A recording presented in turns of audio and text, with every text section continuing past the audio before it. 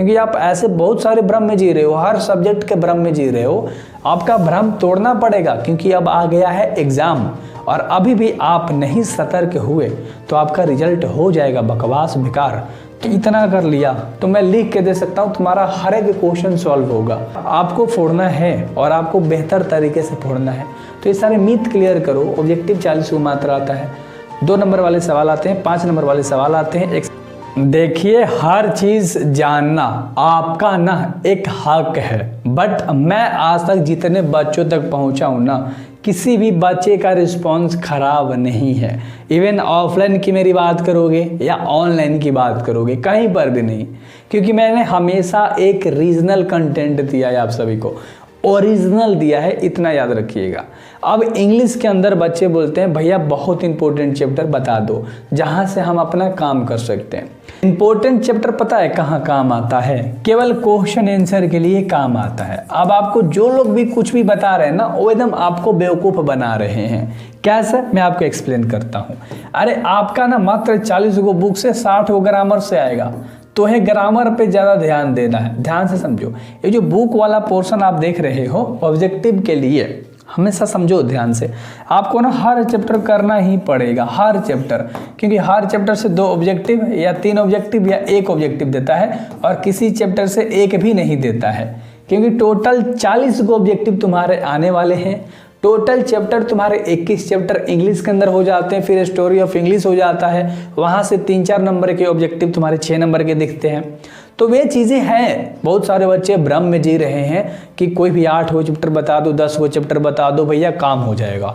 हाँ, मैं समरी के लिए बता सकता हूँ, मैं हर चीज़ के लिए बताऊंगा, टेंशन मत लो। क्वेश्चन आंसर के लिए भी बताऊंगा, लेकिन सबसे पहले मैंने आपका मीथ क्लियर कर दिया और आपको आज इस चैनल से जुड़ना पड़ेगा, क्योंकि आप ऐसे बहुत सारे भ्रम में जी रहे हो, हर सब्जेक्ट के भ्रम में जी रहे हो।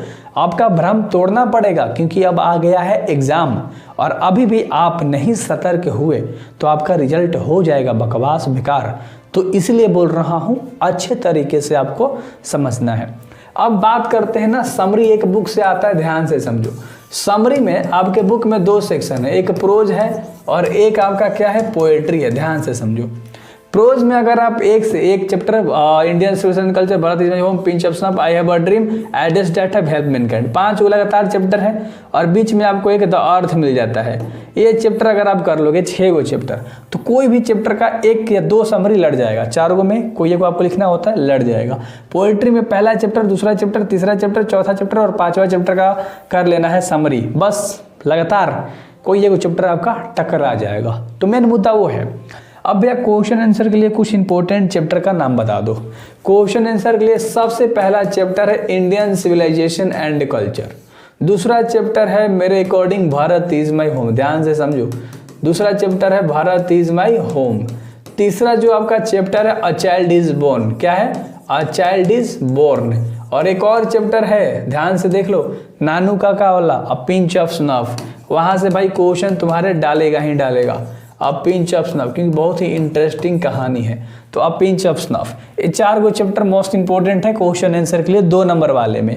एक और जो चैप्टर होता है 10 सोल्जर, है ना, अगर आपको याद होगा तो ये 10 सोल्जर जो है बहुत इंटरेस्टिंग चैप्टर है, समझ रहे हो, ये बहुत इंटरेस्टिंग चैप्टर है। और एक और 2 नंबर के लिए जो चैप्टर आपका होता है, पहला चैप्टर पोएट्री का sweetest love I do not go, sweetest love I do not go. ध्यान से समझो, अगर इस चैनल से जुड़ जाओगे ना, आपका हर मिथ क्लियर कर दूंगा, हर चीज़ क्लियर कर दूंगा। अब इतना चैप्टर कर लोगे ना तो तुम्हारा 2 नंबर वाले सवाल दिखना स्टार्ट हो जाएंगे। बट मैं आपको बोलूँगा, जैसे मैंने कहा प्रोज है और पोएट्री है, जैसे मैंने कहा प्रोज है और पोएट्री है, दोनों में तुम्हारे टोटल 11-10 चैप्टर हैं। हमेशा मैं कहता हूं कि पहला चैप्टर से लेके 6ठा चैप्टर तक कर लो, पहला चैप्टर से लेके 6ठा चैप्टर तक कर लो। अगर तुमने इतना कर लिया तो मैं लिख के दे सकता हूं, तुम्हारा हर एक क्वेश्चन सॉल्व होगा, हर क्वेश्चन तुम बना के आओगे। समझो मेरी बात, मेरी भावनाओं को पकड़ना नहीं है, मेरे शब्द को पकड़ना है आपको।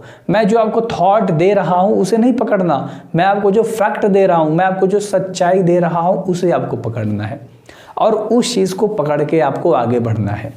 तो याद रखिएगा, आपको फोड़ना है और आपको बेहतर तरीके से फोड़ना है। तो ये सारे मिथ क्लियर करो। ऑब्जेक्टिव 40 को मात्र आता है, 2 नंबर वाले सवाल आते हैं, 5 नंबर वाले सवाल आते हैं, एक्सप्लेनेशन आ जाता है 4 नंबर वाले, समरी आ जाता है, हर चीज़ मैंने आपको एक्सप्लेन कर दिया।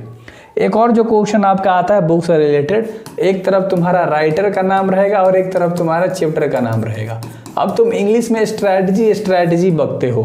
सबसे पहले तो अपना मीथ क्लियर करो, दिमाग वाला जो है, कि तुमने कितना पढ़ाई किया है, क्या तुमने कितना चैप्टर वाइज क्या पढ़ रखा है। ये चीज़ें बहुत इंपॉर्टेंट है और ये चीज़ आप समझ नहीं रहे हो, लेकिन एग्ज़ाम के बाद बहुत पछताओगे, इतना याद रखना। तो हर चीज़ जब आप पकड़ते हो, जब आप समझते हो, तब आपको रियलाइज़ होता है कि भैया आपने बिल्कुल सही बोला था। हम लोग बढ़ नहीं रहे थे, केवल स्ट्रैटेजी के पीछे भाग रहे थे, जिसके कारण हमारा बहुत लॉस हुआ और हम लोग एक अच्छा परसेंटेज नहीं लेकर आए। इंग्लिश में हमारा 40 नंबर, 33 नंबर, 37 नंबर रह गया। तो मेन मुद्दा वो है, आपको समझना होगा और मैं आपको समझाने के लिए ही यहाँ बैठा हूँ। बट तुम अप्लाई करोगे तब तुम्हारा काम होगा।